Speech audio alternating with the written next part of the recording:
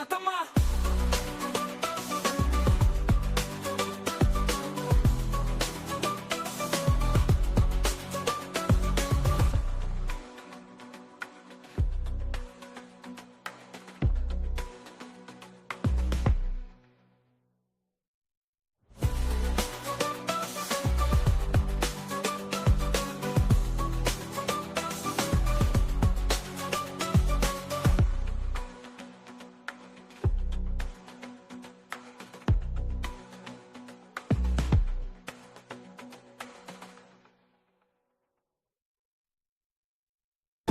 Balitang makatotohanan, balitang mapagkakatiwalaan, balitang may paggagamitan. Skip the scroll and stream at every 36 news stream. Kasama si Justin Di sa neto makibalita, makialam, matuto at magdesisyon. Tama magdesisyon ang tama Skip the scroll and stream at every 36 news stream. Kasama si Justin Di sa neto makibalita, makialam, matuto at magdesisyon na tama.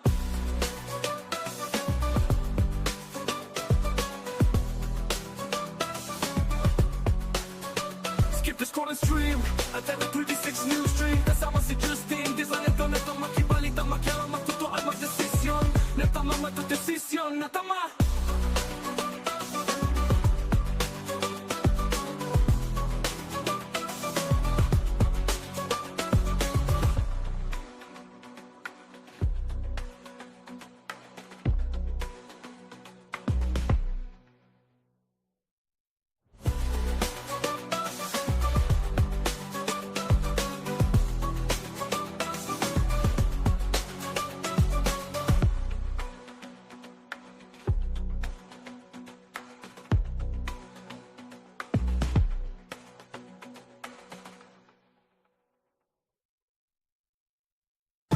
Balitang makatotohanan, balitang mapagkakatiwalaan, balitang may paggagamitan. Skip the scroll and stream at every 36 news stream. Kasama si Justin Di sa neto makibalita, makialam, matuto at magdesisyon. Tama magdesisyon ang tama Skip the scroll and stream at every 36 news stream. Kasama si Justin Di sa neto makibalita, makialam, matuto at magdesisyon na tama.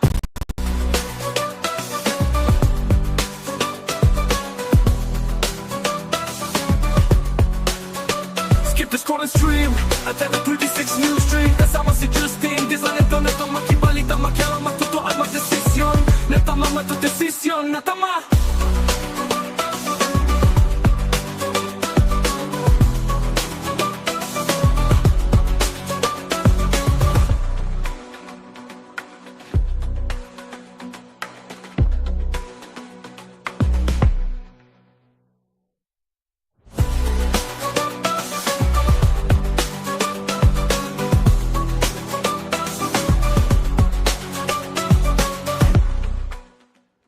Isang maulang araw ho ng Biyernes mga kabalen at welcome ho sa inyong paboritong programa tuwing alas 10:15 ng umaga. Ito po ang CLTV 36 News Stream.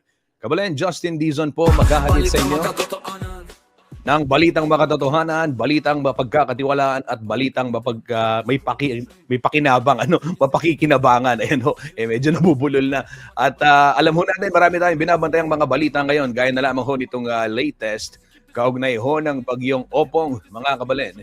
At ito hong siyempre yung flood control scandal na tinututukan ng buong sambayan ng Pilipino dahil marami ho ang nagugulat. Alam na natin yung level ng korupsyon no?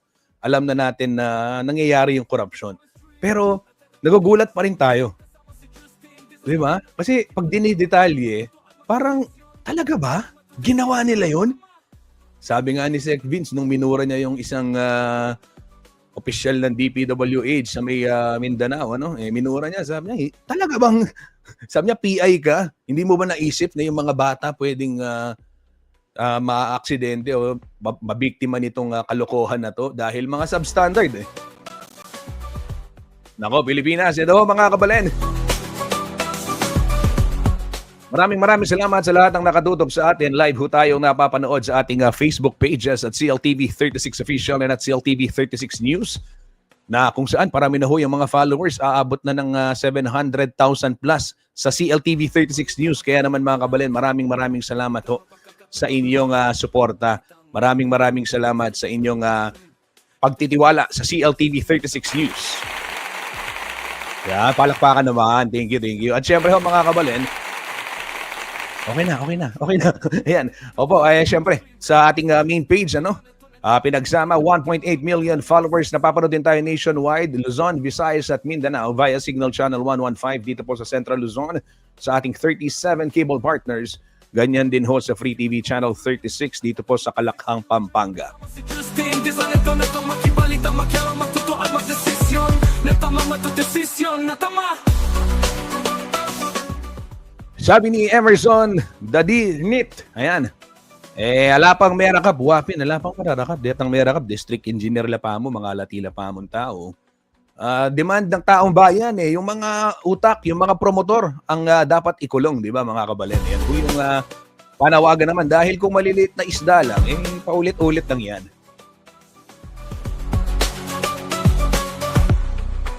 Ito mga kabalen, wag na nating patagalin na silipin muna natin press briefing po ng Pag-asa. Kaninang alas 8 latest sa bagyong Opong, severe tropical storm na. Ayan ho, signal number 2 nakataas ho dito sa lalawigan ng Pampanga. Ano ba ang latest dito sa bagyo? Alamin muna ho natin mula po sa DOST Pag-asa. Magandang umaga po sa ating lahat. Ito po ang ating 8 a.m. update ukol kay severe tropical storm Opong. Kanina nga pong 5:30 a.m. ay naglandfall muli itong si Opong sa may Milagros, Masbate. Ngayong 7 a.m. naman ito'y nasa may coastal waters na po ng Mandaon, Masbate at meron pa rin po itong lakas na hangin na aabot sa 110 kilometers per hour at bugso na aabot sa 150 kilometers per hour. Kung mapapansin nga po natin dito sa ating satellite imagery ay yung mga kaulapan nito ay malawak po ang sakop. Ngayon nga po ay nakakaapekto na ito dito sa may Calabarzon area, pati na rin po sa may Palawan at sa may northern part din po ng Mindanao. So malawak po yung sakop nito mga kaulapan ni severe tropical storm Opong. Ngayon nga po ay mas nag-accelerate pa yung kanyang kilos, pa west-northwestward po ito sa bilis na 30 kilometers per hour.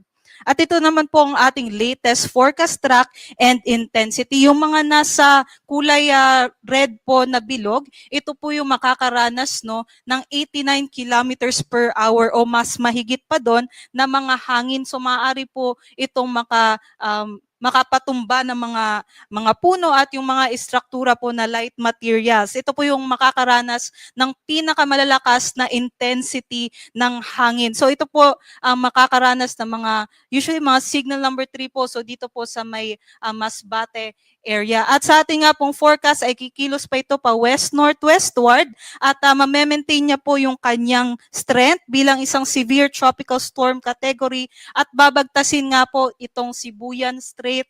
Posible pang maglandfall ito sa may Romblon area dito po sa may Mindoro provinces sa susunod na mga oras. At sa ating nga pong pagtaya ay patuloy po itong kikilos at mag-e-emerge naman po sa may West Philippine Sea, posible po mamayang madaling araw at makakalabas naman po ng ating Philippine Area of Responsibility bukas ng hapon. Sa ngayon nakikita natin na mababa naman yung tsansa na mag-re-intensify pa o mas lumakas pa ang ating severe tropical storm Opong habang binabaybay itong mga land masses or mga lalawigan dito sa Pilipinas. Ngunit pag emerge po niya sa may West Philippine Sea, doon po mas mataas na yung chance na mag-re-intensify pa siya bilang isang typhoon category. At ito naman pong nasa yellow na bilog, ito naman po yung makakaranas ng 39 kilometers per hour o mahigit pa na mga hangin. Kaya kahit hindi po tayo malapit sa sentro nitong si severe tropical storm Opong, ay meron pa rin po tayo mga pabugso-bugsong hangin dito sa may bilog na yellow. At yun nga po ay dito naman po posible mamayang hapon, close approach na po siya dito sa may Mindoro provinces at ito po yung pinaka malapit na lokasyon nito dito sa may Metro Manila. So sa ating nga pong forecast ay mas bumaba na yung track itong si severe tropical storm Opong at hindi na magdidirect hit dito sa Metro Manila. So nasa south na po siya ng Metro Manila Manila mamayang hapon. Ngunit nga po hindi natin inaalis yung tsansa na posibleng magkaroon pa rin tayo ng hanggang signal number 2 category dito sa Metro Manila, kaya't meron pa rin po tayong malalakas na hangin, especially po dito sa may southern part ng Metro Manila, dyan po sa may Las Piñas o dun din po sa may Muntinlupa area, kaya't mag-antabay pa rin tayo sa updates or mga possible changes sa track nitong si Severe Tropical Storm Opong. Ito naman po yung merong mga lalawigan po na may nakataas na signal number 3. So ngayon nga po sa ating nga pong forecast, since mas bumaba na yung track nitong si Severe Tropical Storm Opong, ay sa ating latest na na-release na forecast ay mas konti na lamang po yung makakaranas ng malalakas na hangin dito sa may Northern Luzon. So konting bahagi po ng Northern Luzon area ay wala na pong mga signal number 1. Pero dito naman po sa may Aklan at Capiz area, nadagdagan naman po yung may mga signal number 3. Dito din po sa may Samar provinces ay mas nabawasan na din po yung may signal number 3 at nag-downgrade na into signal number 2. So ngayon nga po, nakataas pa rin ang signal number 3 dito sa may areas ng Sorsogon, Masbate, kasama na rin po dyan ng Burias at Ticao Islands, sa Albay, western and southern portions ng Camarines Sur, southern portion ng Quezon, Marinduque, Romblon, pati na rin po dito sa may Oriental at Occidental Mindoro, kasama ng Lubang Islands, pati na rin sa may Batangas and southern portion din po ng Laguna. Aside po doon ay wind signal number 3 pa rin po tayo sa may western portion ng Northern Samar at sa Samar din po, pati na rin po sa northwestern portion ng Capiz, northern portion ng Aklan at dito sa may Kaluya Islands. Samantala, wind signal number 2 naman ang nakataas dito po sa may Catanduanes, sa nalalabing bahagi ng Camarines Sur, Camarines Norte, sa nalalabing bahagi din po ng Quezon at sa Laguna, Rizal, sa Cavite, Metro Manila, Bulacan, Pampanga, Bataan at sa may southern portions ng Zambales at sa may Calamian Islands. So meaning po nitong wind signal number 2, kahit hindi pa po natin nararanasan yung mga malalakas na hangin nitong si Severe Tropical Storm Opong, ay asahan po natin yung hangin na ito sa loob po ng 24 oras. So kahit yun nga po, kung doon po sa mga lugar natin ay mainit pa, wala po, or makulimlim pa yung ating nararanasan, within the next few hours ay papunta na din po or mararanasan na din natin or may expect na din natin yung mga pag-ulan at yung mga malalakas na hangin dulot ni Severe Tropical Storm Opong.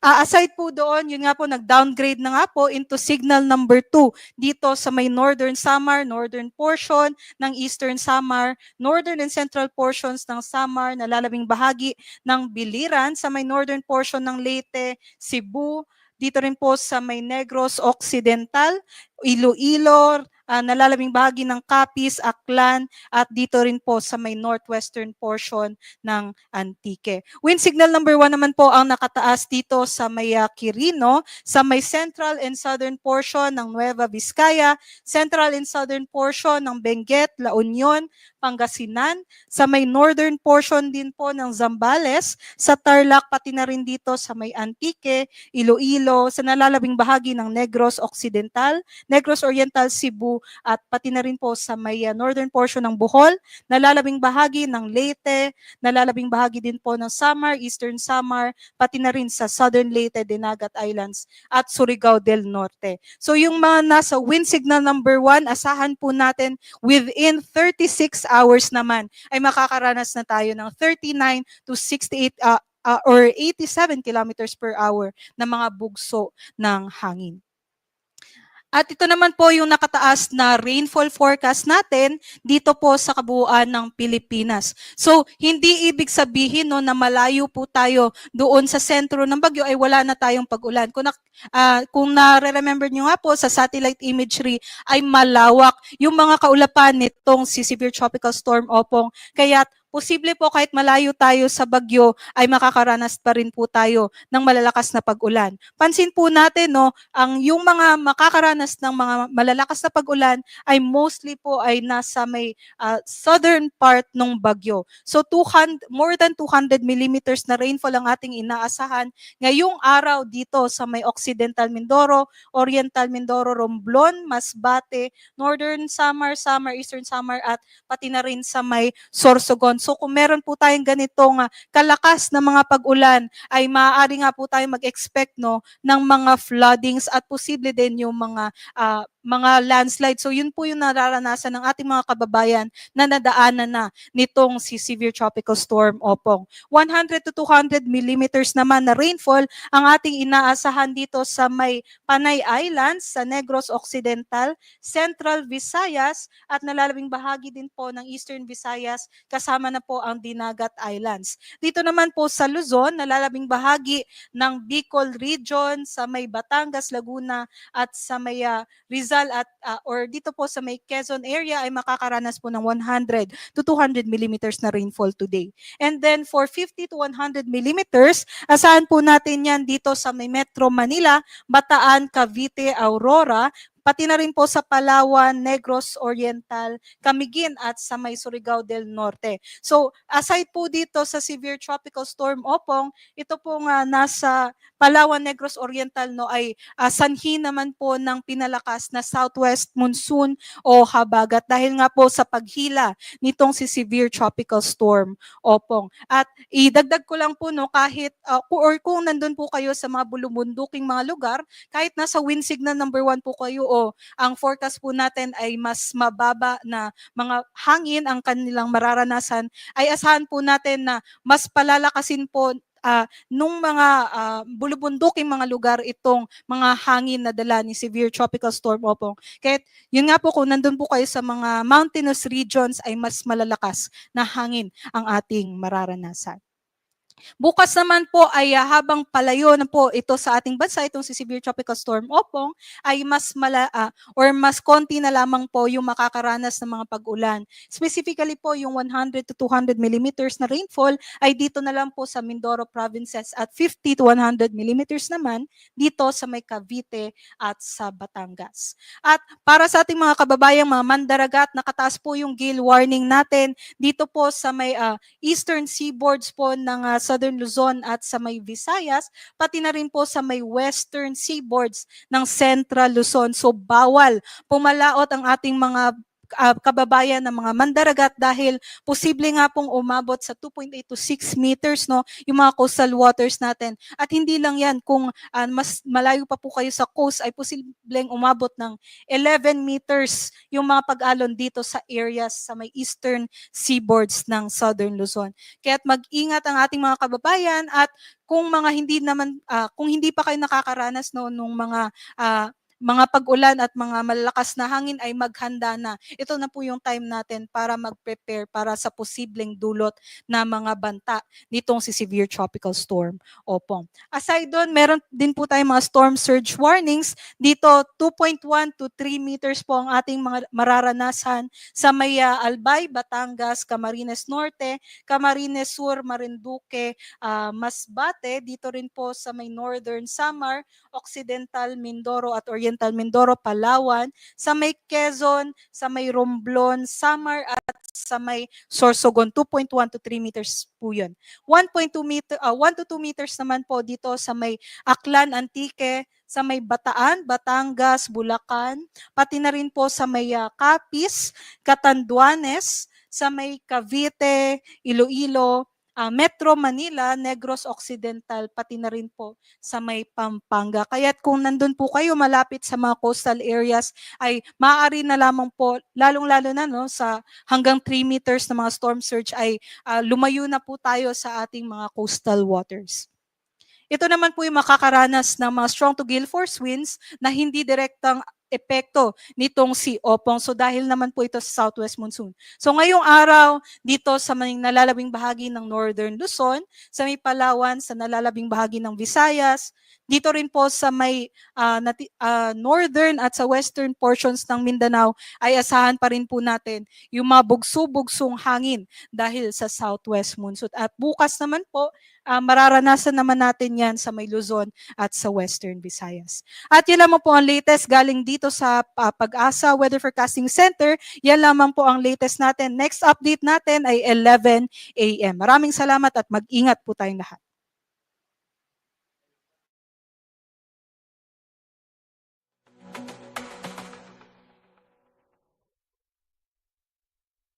Balitang makatotohanan, balitang mapagkakatiwalaan, balitang may paggagamitan. Skip the scroll and stream at TV36 News Stream. Kasama si Justin Dizon, neto makibalita, makialam, matuto at magdesisyon. Tama, magdesisyon ang tama, Skip the scroll and stream at TV36 News Stream. Kasama si Justin Dizon. Yan ho ang latest update kaugnay ho ng bagyong Opong.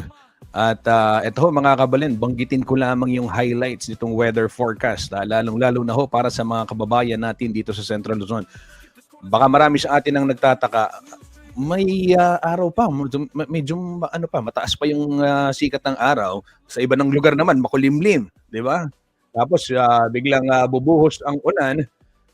Ito ho mga kabalin, ay ayon ho sa ating Weather Bureau, asahan po yung malalakas na hangin dito ho sa ating probinsya Pampanga, ganyan din ho sa Bulacan at ilang bahagi ng Zambales sa loob ho ng 24 oras. Kaya naman pinaghahanda po itong ating mga kababayan, wag ho nating ismulin yung bagyo.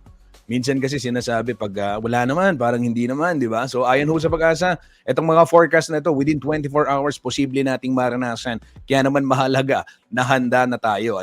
At ito po mga kabalin, para sa kaalaman ng lahat, marami hong nagsuspende ng klase at maging trabaho sa gobyerno sa ilang bahagi po nitong ating bansa. Gawa pa rin nitong pong bagyong Opong. Dito ho sa lalawigan ng Aurora, buong probinsya, wala pong pasok sa lahat ng antas sa paaralan at trabaho rin sa gobyerno. Ganyan din ho sa Bataan, all levels. Sa paaralan, walang pasok. Bulacan, all levels. Sa Nueva Ecija, all levels po. Pero sa yung province-wide, walang pasok. Lahat ng mag-aaral dyan. At sa Cagabaldon, Nueva Ecija particular, pati yung trabaho sa gobyerno, sinuspindi na rin mga kabalen. And dito naman ho sa General Natividad, suspendido rin ang trabaho sa government office, ganyan din ho sa bayan ng Rizal dyan sa may Nueva Ecija. Sa Pampanga naman, suspendido ang klase sa lahat ng antas sa Angeles City, Arayat, Bacolor, Candaba, San Fernando, Florida Blanca, Guagua, Lubao, Mabalacat, Macabebe, suspendido ang klase, gayon din ang trabaho sa gobyerno. Magalang, suspendido ang klase sa lahat ng antas. Masantol, suspendido ang klase sa lahat ng antas, gayon din ang trabaho sa gobyerno. Mexico, lahat po ng antas, all levels din ang suspended sa Minalin, Porac, San Simon, Sasmuan, Santa Ana, Santa Rita, and Santa Tomas. Sa lalawigan naman ho ng Tarlac, mga kabalen, suspendido ho ang klase dyan sa may Paniki, all levels at Victoria. Habang sa Zambales, Olongapo City, wala rin pong pasok ang lahat ng antas, Botolan, ganyan din, Cabangan, Masinloc, San Antonio, San Marcelino, San Narciso, gayon din ho dyan sa bayan ng Palawig.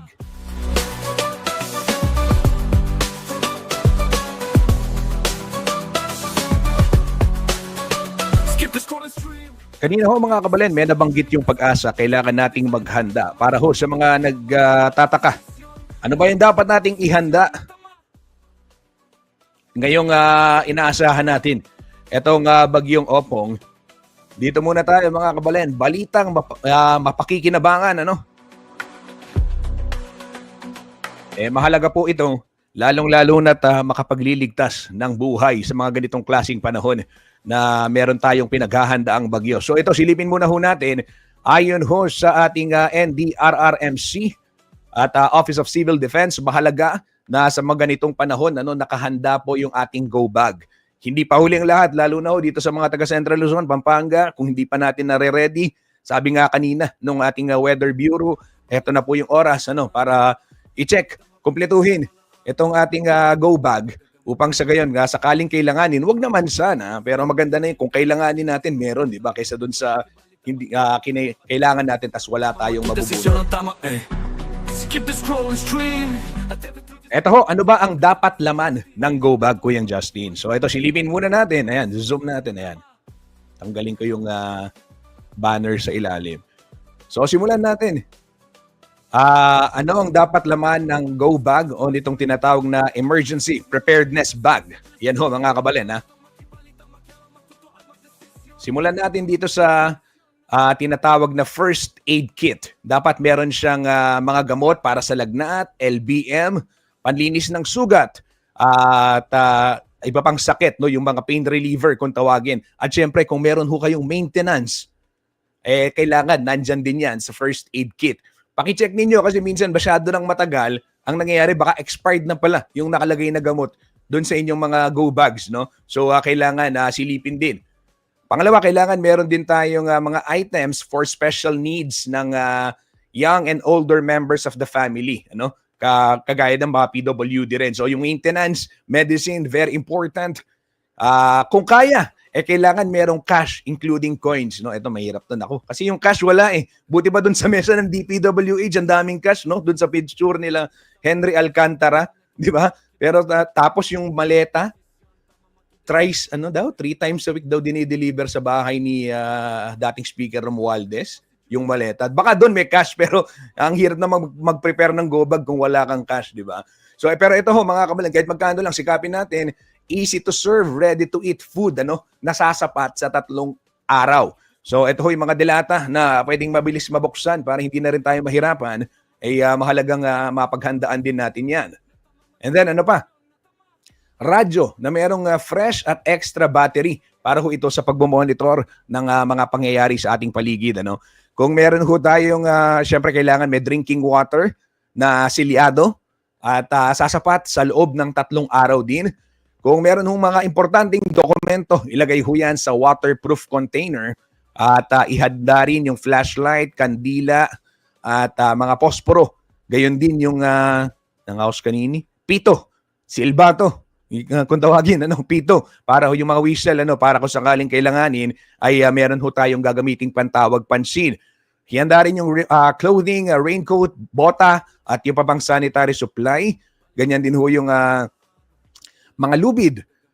Lumang dyaryo, eco bag, nagawa ho sa mga strong materials. Pwede rin sleeping bag or blanket, nakalagay din dyan sa inyong go bag.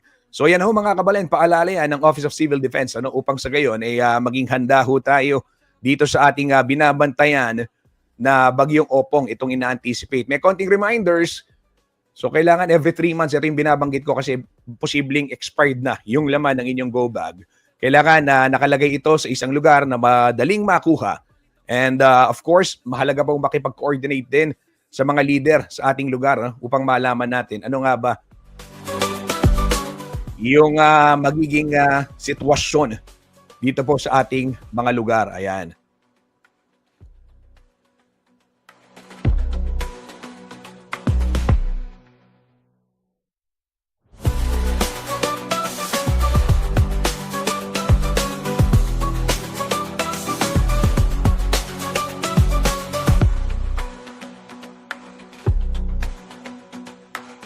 Ito ho, para sa mga babiyahe, silipin muna natin na kondisyon ng mga kalsada sa pangunahing mga kalsada dyan ho sa may syudad ng San Fernando, Pampanga. Balitang may paggagamitan. Skip the scrolling stream.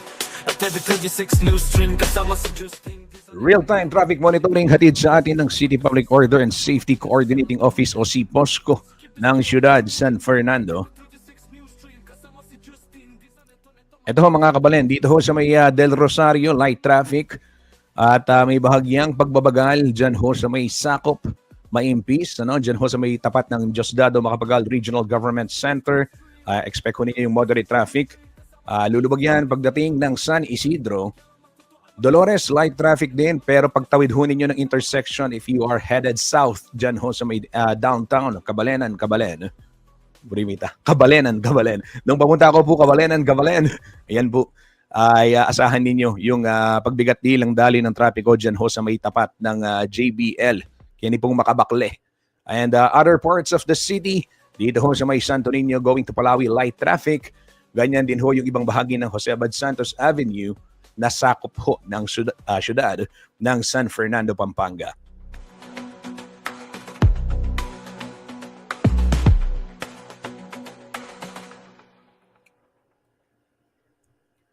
Ito ho, mula naman sa syudad ng San Fernando, silipin natin. Ito ho, mga kalsada naman dyan sa may lalawigan ng Bataan. Para ho sa mga babiyahe patungong Kanluran, ingat ho tayo dahil maulan ha. Sitwasyon ng trapiko sa ilang bahagi po ng lalawigan ng Bataan mula ho sa 1 Bataan Command Center. Ito ho mga kabalen, dyan sa may Orani, light traffic. Ganyan din ang sitwasyon sa may Abukay, Samal, maluwag din ang kalsada. Same scenario sa Balanga, Alauli Crossing, light traffic din. Paalala ho sa ating mga kababayan, sundin yung itinakdang speed limit ha. Yung mga PUV, 70 lamang ang takbo. Motorsiklo, 60. Huwag nyo na hong isagad, lalo na ngayong madulas ang daan. Yung mga truck at van, 50 lamang. At yung mga pribadong sasakyan, abay, pwede ho yan sa hanggang 80. Pero again, minor tayo. Check your cars, ha? Pati yung mga brake ninyo ngayong madulas ang kalsada.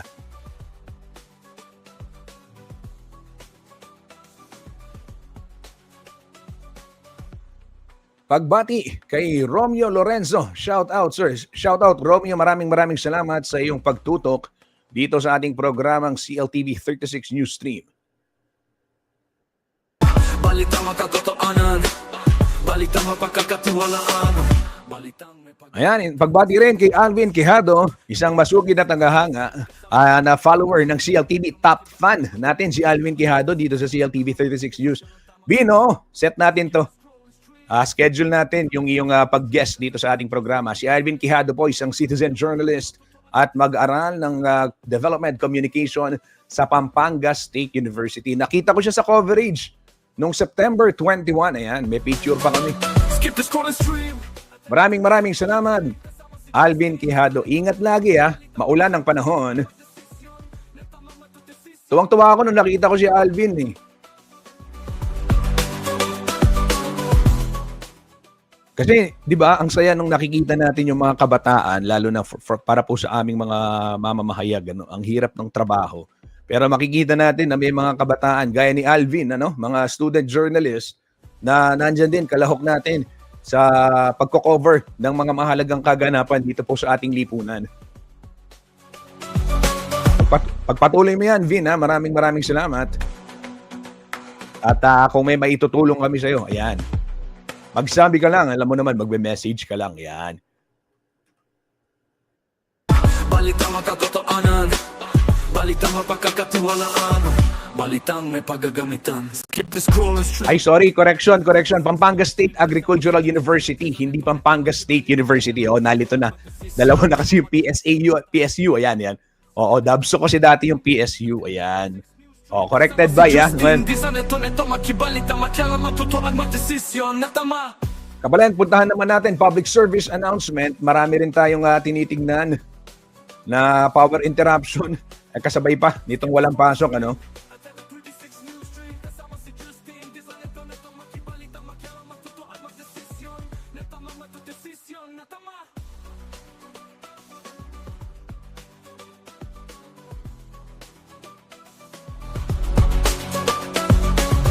Ito, pagbati rin kay Meng Antonio. Good morning po. Kumusta kayo from Pandakaki, Mexico, Pampanga? Pagbati sa mga kaibigan natin sa dyan sa Pandakaki, ano? Kaki Movement represent. Ayan, kumusta kayo? Kumusta po rin tao Pandakaki? Dakal pong salamat, Meng Antonio, sa pagsuporta at panonood dito sa ating programa. Ito mga kabalin, power interruption muna tayo. Public service announcement. Wala hong kuryente dyan sa may Del Carmen at Santa Rita sa Lubao, Pampanga. hanggang alas 4 ng hapon. Ngayon pong araw ng Biyernes, mga kabalen. And then, apektado rin ang nasabing scheduled power interruption. Ito pong barangay San Miguel sa Lubao at San Antonio. At bukas naman, araw ho ng Sabado, alas 8:30 ng umaga hanggang alas 12:30. Diyan ho sa may TPKI Malpitik at Rockville Heights sa San Fernando, Pampanga, wala hong kuryente. Apektado rin ang nasabing scheduled power interruption yung Palma de Oro, Paseo Las Palmas, diyan pa din sa syudad ng San Fernando, Del Carmen at Santa Rita sa Lubao, Pampanga. Ito yon yung ngayon. So yan ho mga kabalen, yung latest public service announcement kaugnay ho nitong mga scheduled power interruption sa lalawigan ng Pampanga.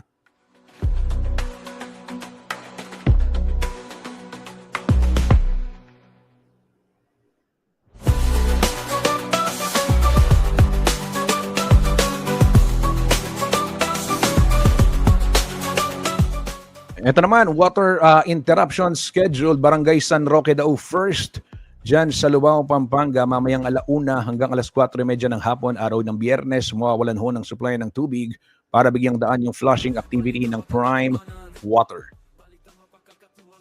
Dito naman tayo sa may Dagohoy Street, Natividad at Silvestre sa Barangay Lourdes Sur East, Angeles City.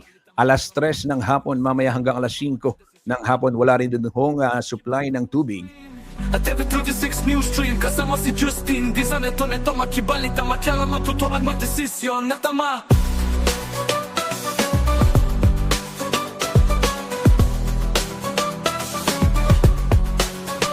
Skip this call and stream.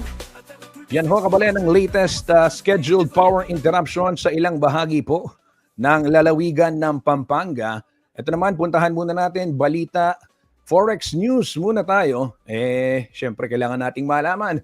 Nagsara po ang palitan ng piso kontra dolyar nitong September 25, araw ho ng Huwebes, sa 58 pesos 1 centavos.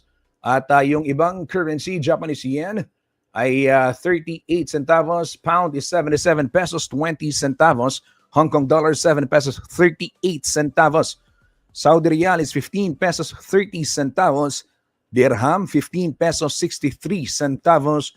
Euro, 67 pesos 39 centavos. Korean won, 04 centavos. At Chinese yuan, 8 pesos 04 centavos. Yan ho mga kabalen, ang latest foreign exchange rate mula po sa Bangko Sentral ng Pilipinas. Justin, di sa neto makibalita, makialam matuto at magdesisyon. Tama magdesisyon ang tama, Skip the scroll and stream.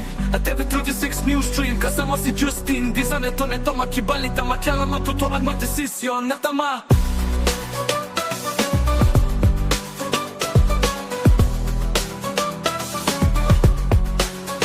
Skip the scroll and stream. At TV36 News Stream, kasama si Justin. Di sa neto makibalita, makialam matuto. Ito, bago ako magpatalastas, nagtanong si Kuya Romeo Lorenzo. Ayan, para ho sa mga katututok lamang dito sa ating programa, atinta mo pong signal, Sir Kenny Pampanga. Ito ho mga kabalen, as of 8 a.m., mula ho sa update ng Pag-asa, nasa signal number 2. Ito pong lalawigan ng Pampanga, Bulacan, Bataan at yung southern portion ng Zambales. Ayan ho mga kabalen, ang latest, kaugnay nitong bagyong Opong. At inasahang lalabas niya ng Philippine Area of Responsibility bukas ng hapon, araw ho ng Sabado.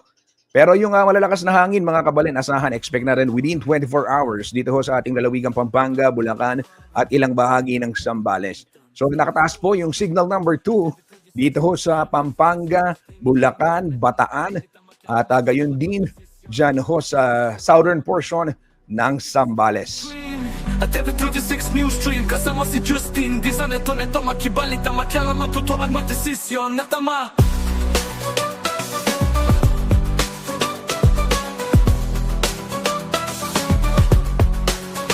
Skip the scroll and stream. At TV36 News Stream, kasama si Justin. Di sa neto makibalita, makialam matuto at magdesisyon na tama, magdesisyon na tama.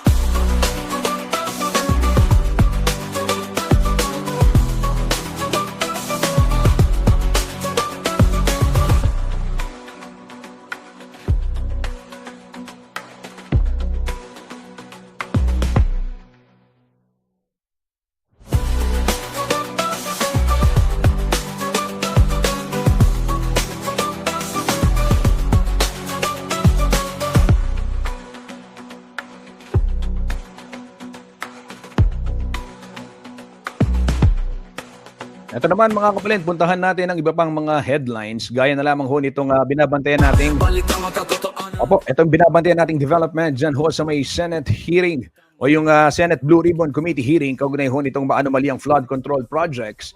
Ito mga kabalen, meron tayong update dito ay ipinaliwanag ni Congressman Toby Tiangco kung paano yung sinasabing insertion scheme sa mga pondo nitong flood control project. Dito raw nangyayari yung hindi dapat mangyari dahil merong na-flag na Ito, basahin natin yung detalye ng balita, mga kabalen. At ibinulgar ho ni Navotas Representative Toby Tiangco ang iba't ibang insertion scheme sa mga proyektong ipinatutupad sa bawat distrito na isinusulong ng ilang proponent na politiko.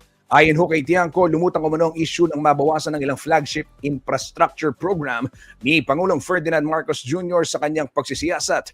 Nakausap ng kongresista si Quezon Representative J.J. Suarez na kabilang sa listahan ng insertions sa BICAM. Sa usapan, umalma umano si Suarez at tinanong kung bakit kinakailangan pa silang hinga ng kopya ng naturang listahan ng insertion, habang ganoon din umano naging reaksyon ni dating Senior Deputy Speaker at dating Pampanga 3rd District Representative Aurelio Dong Gonzales Jr.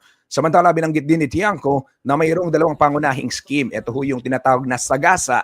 Dito ho pumapasok yung pondo ng isang proyekto nang walang kaalaman yung district representative, at yung parking naman ay may kasunduan mula mismo sa isang kongresista.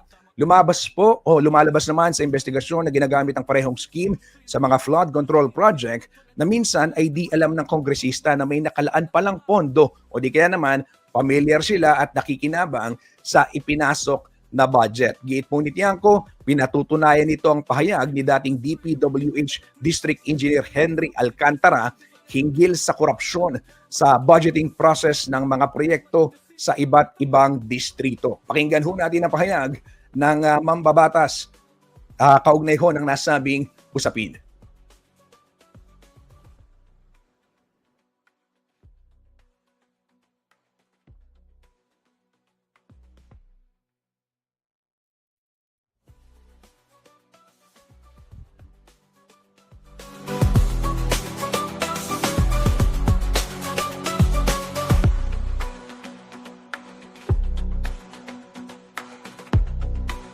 May audio ba? Parang hindi pumasok yung audio. Oo, hindi yata pumapasok yung audio. Ililink ko dito mga kabalen yung detalye, Ayan, ililink ko na lang ho dito sa ating page yung video, o sa ating page, sa ating live streaming rather, yung buong video upang inyo pong mapanood, At TV36 News Stream kasama si Justin, di sa neto makibalita, makialam matutuan magdesisyon na tama. Kaugnay din ho ng balita dyan sa flood control scandal. Ito ho mga kabalen, kinumpirma ho ng Department of Justice na kumikilos na ang kanilang kagawaran para matunton si Ako Bicol Party List Representative Zaldico na nagtatago sa gitna ng kontrobersiya sa maanomaliang flood control project. Ayon ho kay Justice Secretary Jesus Crispin Boying Remulla, gumugulong na ho yung kanilang ginagawang tracking para mahanap ang nasabing mambabatas. Samantalang matatandang ibinulgar po ni meron ho silang natanggap na impormasyon na nasa Spain si Zaldico, pero kailangan pa itong i-verify ayon ho kay Secretary Remulla. Samantala po, matatandang ibinulgar naman ni Department of Public Works and Highways Secretary Vince Dizon na aabot po sa 4.7 billion. Ulitin ko lamang 4.7 billion pesos ang halaga nito pong air asset. Air asset pa lang yan, wala pa yung iba na inuugnay po kay Zaldico. Ayon kay Dizon, bahagi ito ng mas malawak na investigasyon sa mga irregularidad na may kinalaman sa paggamit ng pondo para po sa mga proyekto ng ating pamahalaan. Matutuan magdesisyon na tama.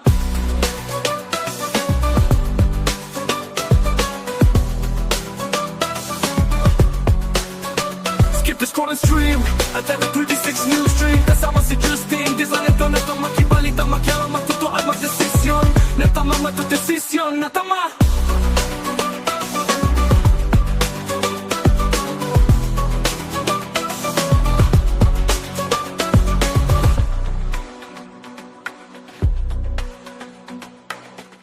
Kabalin, ako po'y sinesenyasan na at kailangan magpaalam para ho sa ilang mga paalala. Muli, maraming salamat sa pagtutok sa CLTV 36 News Stream. Tumutok lamang po sa page ng CLTV 36 News para ho sa mga latest update kaugnay nitong ating binabantayang bagyong Opong. At mamayang alas 12, pasada balita kasama si JM De Jesus at mamayang alas 6 naman CLTV 36 News. Marami hong mga balitang kailangang malaman, kailangang bantayan. Tutok lamang dito sa CLTV 36. Muli, Justin Dizon po, maraming salamat. Ingat ho tayo, mga kabalen.